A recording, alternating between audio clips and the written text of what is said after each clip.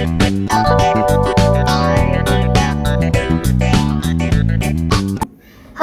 selamat datang kembali di Makro Insight, podcast ilmiah yang hadir untuk membuktikan bahwa ngomongin ekonomi itu bisa seru, relevan, dan langsung nyambung ke dunia nyata. Nah, buat kalian yang baru pertama kali mampir ke sini, selamat datang. Kalian datang di momen yang tepat. Nah, saya Fitrianingsih, host kali ini, dan seperti biasa saya ditemani oleh tim analisis terbaik yang sudah siap bedah tuntas topik kita hari ini. Hari ini kita bakal bahas sesuatu yang dekat banget sama kehidupan sehari-hari kalian. Nah, saya jamin setelah dengerin episode ini, kalian akan lihat produk-produk yang ada di kamar mandi dan dapur kalian dengan cara yang berbeda.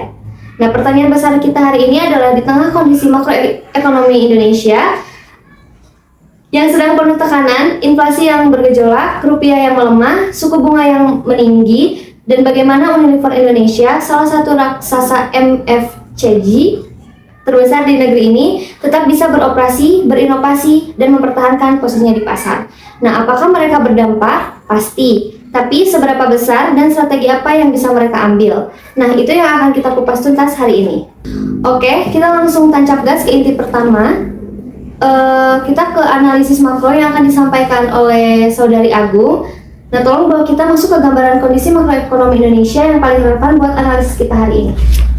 Oke, siap Bu Indri. Jadi teman-teman, sebelum kita memahami bagaimana kondisi makro berdampak ke Unilever, kita perlu dulu establish baseline, yaitu kondisi makroekonomi Indonesia seperti apa saat ini. Nah, saya sudah mencatat bahwasanya ada 5 indikator utama yang harus kita perhatikan gitu. Yang pertama yaitu pertumbuhan ekonomi atau PDB, produk domestik bruto. Terus data BPS menunjukkan pertumbuhan ekonomi Indonesia di kuartal pertama 2025 berada di angka sebesar 4,87%. Secara year on year, angka ini masih positif dan menandakan ekonomi Indonesia belum masuk ke zona ke zona kontraksi, tapi ternyata memang sedang melambat dibanding target pemerintah yang ingin mencapai 5%. Tuh. Terus selanjutnya yang kedua yaitu inflasi. Bank Indonesia mencatat inflasi tahunan berada di kisaran 2,5 sampai 3,5%. Nah, angka ini masih dalam target Bank Indonesia, yang artinya secara umum daya beli masyarakat masih terjaga gitu. Namun perlu dicatat bahwa inflasi pangan dan energi bisa lebih tinggi dari angka agregat ini. Nah, dan ini sangat relevan untuk perusahaan FMCG seperti Unilever yang bergantung pada komoditas. Selanjutnya yang ketiga, BI rate atau suku bunga acuan. Nah, yang dimana pada pertengahan 2025 BI rate berada di level 5,75%. Kebijakan ini bersifat ketat, yakni bertujuan menjaga stabilitas nilai tukar dan menekan inflasi. Nah, mungkin sekarang kita sudah terjadi inflasi ya kan gitu. Tapi konsekuensinya biaya pinjaman di perbankan ikut tinggi gitu. Terus selanjutnya keempat, nilai tukar rupiah. Rupiah bergerak di kisaran 15.800 sampai 16.400 per dolar AS. Nah, tekanan datang dari kebijakan moneter The Fed Amerika yang masih hawkish dan ketidakpastian geopolitik global. Buat perusahaan multinasional seperti Unilever yang bahan bakunya seperti besar diimpor, dari laporan keuangannya berkaitan dengan kurs. Nah, ini adalah variabel yang sangat krusial gitu. Dan yang terakhir yaitu ada tingkat pengangguran terbuka atau TPT. BPS melaporkan TPT sekitar 4,8%. Trennya memang menurun, ya kan? Memang menurun kan? Itu yang artinya lebih banyak masyarakat yang bekerja dan punya penghasilan. Ini positif untuk daya beli konsumen secara agregat. Meskipun kualitas pekerjaan dan upah real juga perlu dicerna. Terima kasih kepada Saudara Agung sekaligus analisis makro pada kali ini ya. Dan Iya. pemakarannya yang sangat lengkap dan berbasis data tentunya. Dan jadi gambaran besarnya adalah ekonomi Indonesia masih tumbuh positif dan inflasi relatif terkendali. Nah itu kabar baiknya. Tapi ada tekanan nyata dari sisi nilai tukar, suku bunga yang tinggi, dan perlambatan global yang tidak bisa diabaikan. Betul? Betul. Nah, sebelum kita bahas dampaknya ke Unilever, jadi kita perlu kenalan lebih dekat dulu sama perusahaan yang diampu oleh Ibu Sinta, yaitu selaku analisis bisnis. Nah, oke, langsung aja kepada Ibu Sinta, boleh? Baik, terima kasih kepada Bu Indri. Jadi, PT Unilever Indonesia (Tbk) ini berdiri sejak tahun 1933. Hampir satu abad. Mereka adalah anak perusahaan dari Unilever Group. Perusahaan multifungsional Inggris hingga Belanda yang beroperasional di lebih dari 190 negara. Di Indonesia, Unilever sudah menjadi bagian dari keseharian masyarakat selama puluhan tahun. Kalau ditanya produk apa yang mereka punya, jawabannya singkatnya adalah hampir semua yang ada di rumah kalian, dari kategori home care seperti Rinso, Sunlight, Molto, personal care seperti Dove, Lifebuoy, Pepsodent, dan Rexona. Food beverage-nya seperti Royco, Bango, dan Walls, hingga brand premium seperti Pond's dan Fair & Lovely. Semuanya ada di bawah payungan Unilever Indonesia. Dari sisi skala bisnisnya, Unilever adalah perusahaan publik yang terdaftar di Bursa Efek Indonesia dengan kode UNPR. Mereka memiliki ribuan karyawan jaringan distribusi yang menjangkau lebih dari 800.000 titik penjualan di seluruh Indonesia,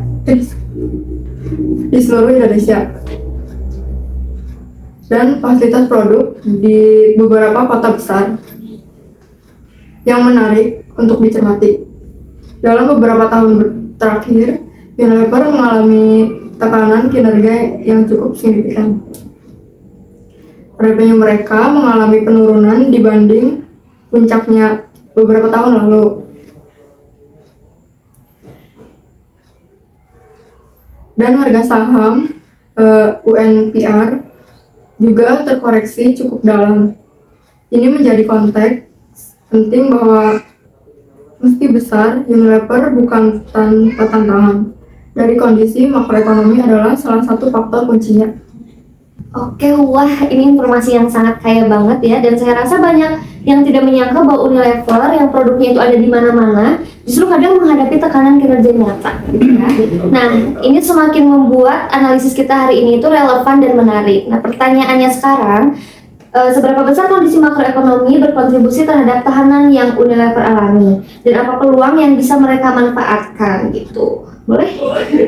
Nah, ini segmen yang paling substansial dan paling langsung menjawab pertanyaan utama kita. Kita bedah satu persatu dampaknya ya.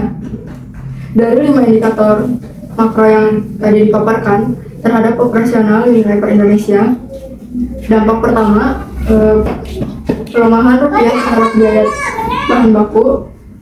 Ini adalah dampak paling langsung dari paling langsung bagi Unilever sebagai perusahaan yang bahan bakunya seperti palm oil derivatif, surfactant, fragrance, dan packaging material sebagian diimpor atau dihargai dalam dolar. Seperti pelemahan rupiah, berarti cost of goods sold atau COGS.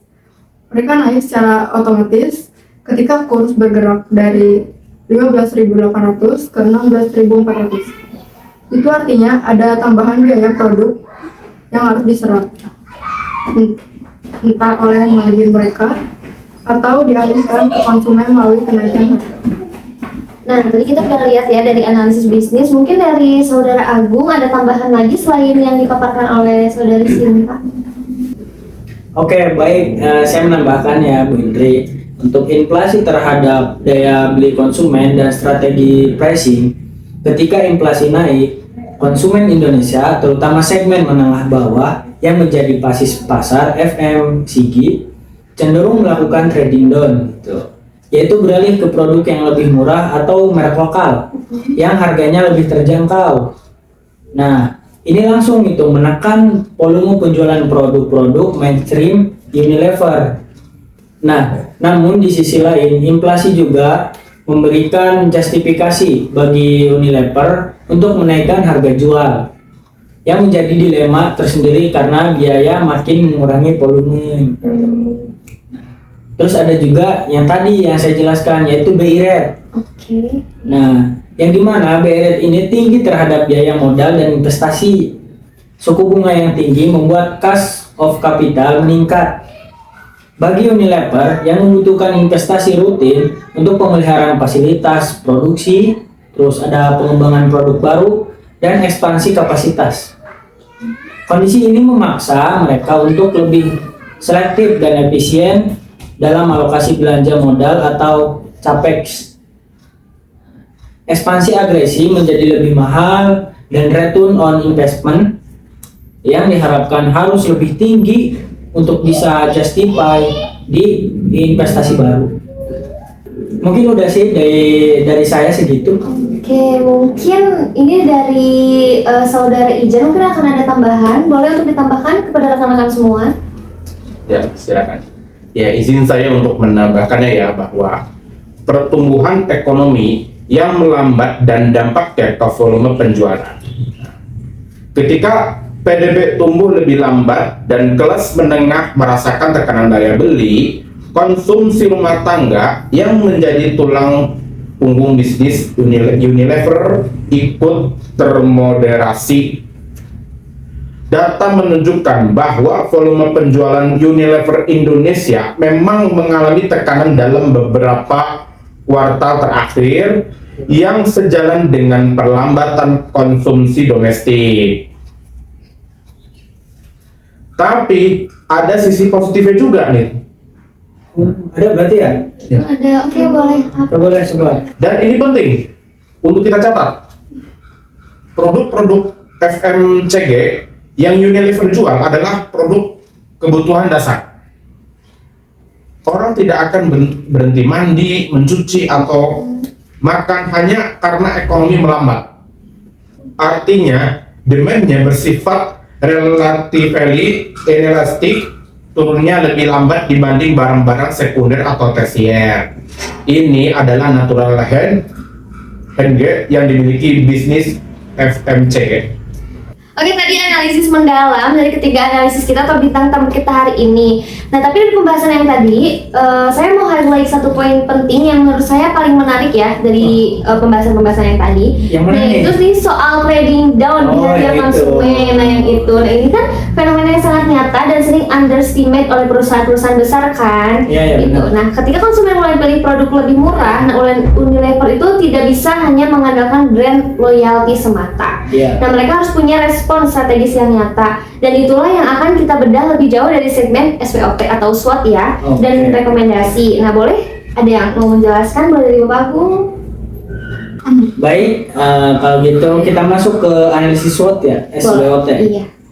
Dan saya ingin tekankan dulu, SWOT yang kita susun ini bukan SWOT generik. Oke, baik. Setiap poin itu harus ditelusuri ke kondisi makro yang sudah kita bahas yang tadi itu. Iya, yang tadi Yang dibahas. kita sudah dibahas, nanti akan nyambung situ. Nah, ini yang membedakan analisis akademik yang baik dari yang biasa-biasa saja. Ini lebih menarik ya. Oke. Oke, sekarang kita masuk ke kekuatan dulu dari kondisi makro. Nah, ini ada 3 poin yang saya catat ya. Yang pertama itu ada produk kebutuhan FMCG. Ini bersifat relatively inelastik. Yang tadi disebutkan oleh Iya. Saudara Ijan Iya. terhadap perlambatan ekonomi, demand tetap terjaga meski PDB melambat. Tuh, kekuatannya itu. Nah, terus yang kedua ada jaringan distribusi yang sangat luas, memungkinkan penetrasi ke segmen konsumen yang daya belinya masih positif meski inflasi meningkat. Terus yang terakhir yaitu ada brand equity yang kuat, memberikan pricing power relatif untuk menyesuaikan harga tanpa kehilangan loyalitas konsumen inti. Oke. Terus yang keduanya itu ada kelemahan. Kelemahan. Nah, ini kita masuk ke kelemahan ya. Ini sama sih, ada 3 poin juga. 3 poin juga. Ini saya sudah catat ya di ini. Terkait analisis yang tadi. Pertama yaitu ada ketergantungan bahan baku impor tinggi, membuat COGS sangat rentan gitu terhadap volatilitas kurs rupiah. Terus yang kedua, nyambung lagi ke BI rate. Oh, BI rate. Tuh, Oke. itu termasuk kelemahan juga. Oh.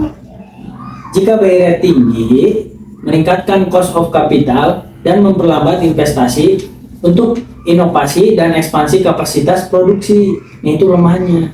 Oke, terus yang terakhir itu ada tekanan inflasi mendorong trading down behavior.